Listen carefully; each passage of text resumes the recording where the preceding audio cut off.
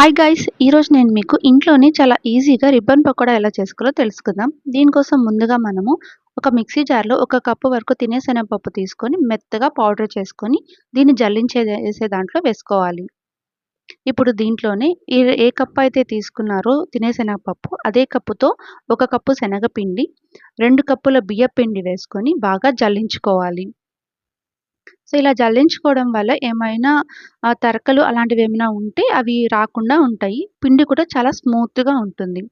ఇప్పుడు ఈ పిండిలోకి రుచికి సరిపడా ఉప్పు, కొంచెం పసుపు, రుచికి సరిపడా కారం, ఒక పావు టీ స్పూన్ ఇంగువ, ఒక టేబుల్ స్పూన్ జీలకర్ర వేసుకొని పిండి మొత్తం బాగా కలుపుకోవాలి. ఇలా కలుపుకున్న తర్వాత ఇందులో బాగా వేడిగా కాచిన నూనె వేసుకోవాలి. అది కూడా చూసుకొని కొంచెం కొంచెంగా వేసుకోవాలి. ఇలా ఎంతవరకు చూసుకోవాలి అంటే, మనకి పిండి పట్టుకుంటే కొంచెం ముద్దగా అయ్యేంత వరకు చూసుకుంటూ నూనె గాని, నెయ్యి గాని యాడ్ చేసుకోవచ్చు. చూసారా? ఇలా అయినంత వరకు మనము నూనె గాని, నెయ్యి కానీ యాడ్ చేసుకోవాలి.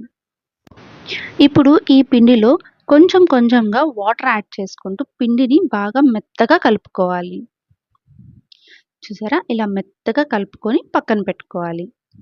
ఇప్పుడు దీంట్లో మనం కొంచెం పిండిని యాడ్ చేసుకొని, దాంట్లో చాలా కొంచెం లైట్‌గా వాటర్ యాడ్ చేసుకొని, బాగా మెత్తగా ఒకసారి కలుపుకోవాలి. ఇలా కలుపుకున్న తర్వాత, ఇందాక మీకు నేను చూపించినట్టుగా ఆ ప్లేట్ తీసుకొని, అది రిబ్బన్ పకోడాకి వేసే ప్లేట్ అనమాట. ఆ ప్లేట్ తీసుకొని, ఇలాగ మురుకులు చుట్టే దాంట్లో చుట్టూ ఆయిల్ రాసి, ఇప్పుడు ఈ పిండి ముద్దని కొంచెం కొంచెంగా దాంట్లో యాడ్ చేసుకోవాలి.